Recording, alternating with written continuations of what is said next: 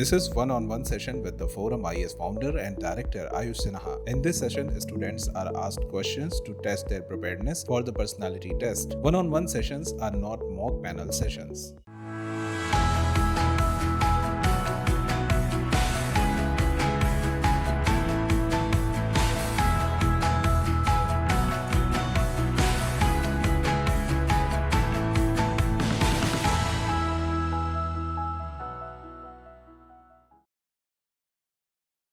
Which board did we get and how did we score? So that was Rajiv Chaubisar's board, and I got 180 marks. All right. Divya का कैसा score था? आपको याद है कुछ? Do you remember? They was your batchmate, right? Divya Mishra? Yes, sir. She was my batchmate, but I don't remember her interview score. I think, sir, she got 185 in interview, but 185. she had. Yes, sir. Chaliye. Wonderful. So let us begin with a couple of questions, okay?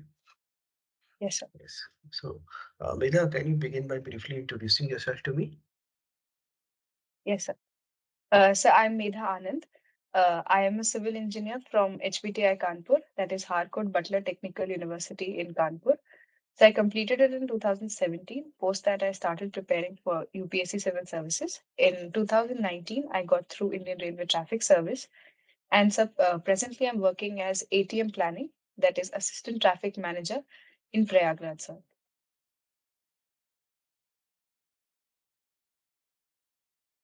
All right, wonderful. So Prayagraj, how did this city get its name? The new name? So there is a Prayag, which is basically Sangam of Ganga, Yamuna, and the mystical Saraswati. So to showcase our religious tourism aspect, we changed it from Allahabad to Prayagraj. And sir, that is how it got its name, sir. So you see that there are certain governments which are, very keen and excited about changing the names of cities. What is your opinion on this change of names of cities that is taking place across the country? So I think since the government has popular mandate and it preemptively tells that these would be its priority areas, and if the people are all right with it, then I see no problem with the changing of names. I also see it in an economic aspect, sir, because once the names are changed, a lot of painting has to be done. The old city names have to be changed altogether, and the city gets its new name. So unless and until it is divisive or it is against the people's mandate, we should not have. I think we should not have a problem here.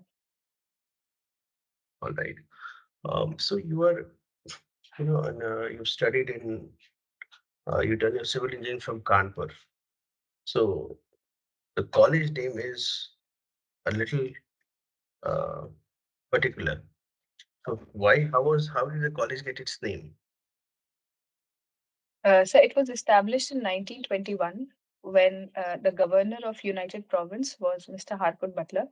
That is how we got our name. So he's the same man on whose name the Butler Committee gets its name from, which devised how the relationship should be between the princely states and the central legislation, sir. So, Wonderful. Now coming to the princely states, so when the legislations were passed by the Central Legislative Assembly, were they applicable only to British India or were they also applicable to the princely states? sir, as far as I can recall, they were first applicable to the British areas, and probably after some negotiations to the princely states, because the doctrine of lapses and all these doctrines were made so that the British could implement them directly onto the princely states, sir. But automatically these laws were not applicable to the princely states, isn't it? Yes, Wonderful. sir. So can you tell me some negative implications of the non-automatic application of the laws passed by the Central Legislative Assembly in pre-independence India on the condition of women in, let's say, states such as Rajasthan? So one I can think of is the age of consent, the age of marriage, which was there. If it wouldn't have applied directly onto the princely states could do as they wished as in how they wished for. Then the age of marriage wouldn't have been applicable on that particular state. and child marriage would remain, and so could have been the case with sati as well. So when the good legislatures would come in from the British side, these areas would have remained unaffected because of the non-application part, sir. So because of this, Rajasthan still have some bad practices. Can you tell me what ill practices are there in Rajasthan? Because some So of the these last legislations, yes, some of these legislations which were a little progressive were somehow passed in the Central Legislative Assembly, but they were not automatically applicable to the princely states. And therefore, once India got independence, then these legislations were applicable to all of India. So therefore, the progress that was made by other states was not made by some of these princely states. So we see a certain practice in Rajasthan which continued. Can you tell me what it is? I'm assuming it's the child marriage on a large scale on Akshaya Tritiya that happens every year, sir. That is correct. I'm satisfied. Okay. Meera, you've been working in the Indian Railway Traffic Services.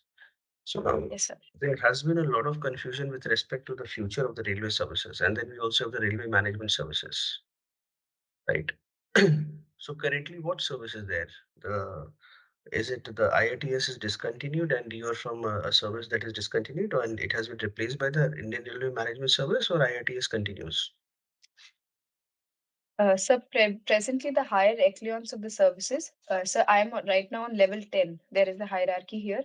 So level 16 and level 17, which correlate to the railway board chairperson, and the board members. They have been shifted to IRMS already. But for level 10, sir, this will take a little time. And after that, all of us would shift on to IRMS, sir. So 16 and 17 have already converted. And with time, we'll also get converted into IRMS, sir. So what is the mood in the railway services with respect to this change to Indian Railway Management Service? How do you see this change? So while there remains confusion as to how this will take place, how are we going to accommodate the personnel, the accounts, the traffic, and also the engineering part of the services, sir, because there is no clear rules by the government as to how it will implement the curricula and all. But so my personal opinion would be that with time, we will see this unified cadre as bringing a lot of positive energy and enthusiasm to the Indian Railways. So presently, there is a problem in fixing the responsibility and accountability in the railway service. Whenever an accident happens, everybody starts complaining about the other department. But once it becomes a unified cadre, then all will belong to one cadre, and greater responsibility and accountability will prevail. Sir. Fair enough. Medha, so you're a civil engineer. Tell me, we see these days that buildings are made of glass facade, and some people feel that we are simply copying the West. We are making buildings just copying the aesthetics, and we are making these buildings, and these buildings will be like greenhouse with the greenhouse gas effect, and they'll be hot, and the cooling cost of these buildings is going to be very high. So, are we simply copying the West, or there is more to it? So while the aesthetic part is definitely true, because the ones which have a glass component in the wall, they enhance the area which one looks from outside, and also it looks fascinating, so to say, sir. But then, sir, the structural aspect of it would never be compromised. While the heating and cooling requirements will definitely increase because when during winters it will remain cold until there is sun outside, and during Mhm. summers, you'll have to keep on the ACs on, sir. Okay. No, so tell me, what are the reasons why they make these buildings with a glass facade? So can you please repeat? So tell me, what is the reason why they make these buildings with a glass facade? Okay, aesthetics is one, and uh, you know, winters it will be a little, it'll help the sun will come. What is the other reason why they make buildings with a glass facade? So one I can think of is the lesser use of cement concrete, because cement concrete itself is a very a kind of a substance which doesn't decompose easily. So we are trying to use glass in its place. So another is it will enhance the area. That while we look at it, we'll feel that it is a huge kind of area.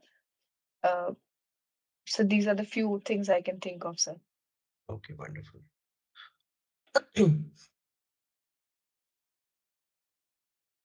uh, Medha, so the finance minister said that there has been an increase in direct tax collections. What do you think are the reasons behind the same? Why we are having increase in direct tax collections? So I think there is an increase in the base of tax collection. We are covering more number of people because of the simplicity of tax base when we are giving less exemptions and making a clear tax structure wherein So you're below a saying certain people are limit. getting less exemptions, so more people will start filing tax returns. That is not going to happen. People, there's something else. So if you simplify the process, you just make it easy. Okay, that's a positive reinforcement. But that won't simply increase your tax filings or the amount of tax that you're collecting. Okay, so that's one. What other reason do you have? So another is the enhanced machinery of tax collection, wherein we are deepening the pockets, wherein we are collecting the taxes. So from the simplicity aspect, I would take another point, wherein if I have to fill ITR to get certain benefits, then if I'm a 0% tax giver, even then I will fill the ITR, and above that, I would like to claim my part of the subsidies and all. So I think, so these are few of the reasons through which the tax collection has increased, sir. No, Medha, you think more. Income tax collection has increased. What could be the reason? Think more individuals, companies. Why suddenly more people? You are in a job, but think that why the vegetable seller that is, you are using to buy vegetables, he's paying taxes. A lot of people have been included. So widening of the tax base, why he is forced to pay income tax? Tell me. Let me just make it clear for you. He's forced to pay income tax now. He was not paying it earlier. Why? What happened? So one can be the scheme that said that whoever has not paid income tax, they should come back and pay, and that was made more attractive. So one can be No. said the change of Okay, hearts and okay. mind. Let me ask this question. So when you the last time went to buy vegetables, did you go and buy vegetables ever? Or Yes, the I did it today groceries? itself. Yes, Today. sir. How did you make the payment? So online. Yes, sir. Because of the rise of digital payments, sir. For that, we'll have to Yes. have a bank account, and for that, we'll have to do the KYC. And via that, the government will get to know the actual returns. So initially, if they were using some Paytm, then you see that RBI was very strict that not more than 25,000 in a month. You get a regular bank account, right? You can't just have a wallet and be off the radar of the banking system. Very good. One is that formalization, digitization of the economy is happening. What are the other reasons behind this digitization of the economy? What things happened in the past 5 years? So one can be the demonetization. Post that, there was a high uptick in use of digital payments. So second would be that there were attractive offers on these digital payments. Earlier, Paytm used to give many cashbacks and all. So initially, the youth and all started utilizing these Paytm and PhonePe kind of payment mechanisms. So third is with time, their deepening in the system enhanced. It was easier to pay via online systems than via cash because it just happened on a click of the mouse. So also with the e-commerce industries, these were integrated very well. So if I had to do a sudden expense on Amazon because I was happy maybe or something, I can just do it on a click of a button. So it was made easier. And also, so since I cannot see the money going out of my account, sometimes it leads to hefty buying, sir. Okay. Okay. Now there are other reasons why people have to pay taxes. So what extra things has the income tax department done? Simplifying is So not I, the answer. Not simplifying it. Something else the income tax department has done. so Think in not terms of filling the tech. Think in terms of tech. so online ITR filing can be one. All right. Okay, that's okay. All right. So in UP, we are having a great bulldozer culture. Bulldozers are being used, and some people say it's bulldozer democracy. Are you in favor of As a ordinary citizen, what do you think of this use of these bulldozers to fall people's houses? So one thing is that there must be rule of law that must be ensured in all such instances, sir. So if somebody has illegally occupied an area, then their houses should be at least displaced to some other place, while the government can help them to rehabilitate. But then the rule of law would say that illegal things should be shoved off, sir.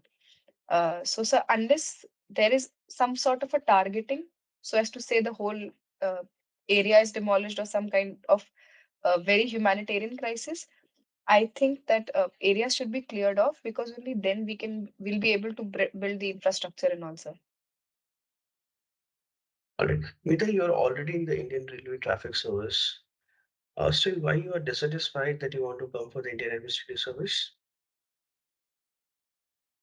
So while it may sound cliche and on the cost of repeating myself, I will say that railways is a very niche area.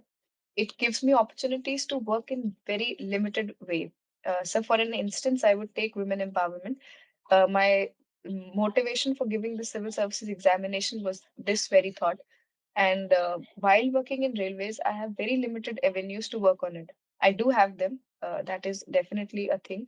But I assume that once I'm into administrative service, I'll be able to deliver on that front better, sir. So I also, sir, I just wanted to test my limits as to if I'll be able to reach that level, sir.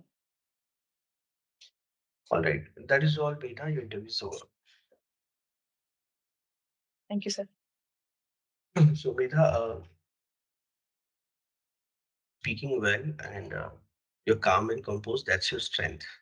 ऐसे ही manage कर ऐसे ही करना जैसे कर रहे हो. I don't suggest any changes over and above. Your interview date is again which date? 13th March. 13th. 13th March. Okay, so next week. जैसे कह रहे हो वैसे ही कहना. थोड़ा सा in the next few days read the newspaper and make notes. Read the news and make notes, not of editorials. Editorials बिल्कुल you can simply skip the editorials unless it is something to do with factual. So that थोड़ा सा क्या है कि if there are new issues, you are having some more depth than regular people. I recommend you to take a look at Times of India or Hindustan Times, one paper like that, and maybe the Hindu. So two papers को अभी कोशिश ये करना. I'll just give you some perspectives on some of the questions that I asked. So with respect to changing names of the cities, you Mm. had a good answer. You can go away and take a pen and a paper if you need. Yes, sir. You have a good answer that democratically mandated. You may also say that since a lot of times names of cities have been changed, such as Bombay to Mumbai and Madras to Chennai. So you can just augment it with a second. With respect to the glass facade, there are two, three perspectives I'll give to you. One is that Yes. these glass facades, while they increase, they're done for aesthetics, but they're also, it's not that they lead to a greenhouse gas effect, like all the sunlight is coming in, so that would not be the case because modern glass buildings to be energy efficient, given the high cost of energy of these buildings, so therefore they have reflective glass coatings, which will ensure that a lot of light and heat is reflected and not absorbed inside the building. Okay, Thirdly, sir. these buildings are made from glass facade because it increases its commercial value, given that uh, given that a lot of companies lease out these buildings for their employees, and when these buildings have a good view, then they come at a Mhm. premium. Yes. So Yes, commercial sir. value of the building as well as the rentals also increases. Next, companies also prefer such buildings because the very access to natural light in office is good for their psychological and mental well-being of their employees. So companies also Yes, prefer sir. such buildings with glass facade. And now, with respect to the tax collection, a few more perspectives you can add. Key, sir, we are also seeing the increasing the benefits of reducing or rationalizing the corporate tax, which was earlier 30%, and now it has been made Mm. 25%. So now we are seeing the benefits of that. Benefits of with the gap, we are seeing the benefits of reducing or rationalizing the corporate tax. The next reason is Yes, sir. that using, as I said, big data and analytics. IT department is now able to track high value transactions. So therefore, tax demands are also being raised by the department. And people are also getting a nudge or a signal or a conditioning from the department that taxation, paying taxes is a duty. And thirdly, sir. what is happening is that there is now close reconciliation between indirect and direct taxes, that is the GST and the income tax. Apart from that, you are excellent, everything is fine. बहुत positive mindset के साथ जाना and make sure that you are healthy for the next 10 days. मतलब है ना, कुछ इधर उधर नहीं होना. And also few things which I review is that in these last days, make sure that you only talk to positive people. ठीक है, थोड़ा सा मतलब if you एक बंदा भी गलत मिल गया ना बीच में अभी, तो मतलब दिन Yes, खराब sir. होगा या हफ्ता खराब हो जाएगा, तो वो बहुत इंपॉर्टेंट होता है. बेस्ट विशेस, कुछ होगा तो मुझे रीच आउट करना, ठीक है? Sure, sir. Sure. Thank you so much, sir. All Thanks a right, lot, sir. All right, thank you.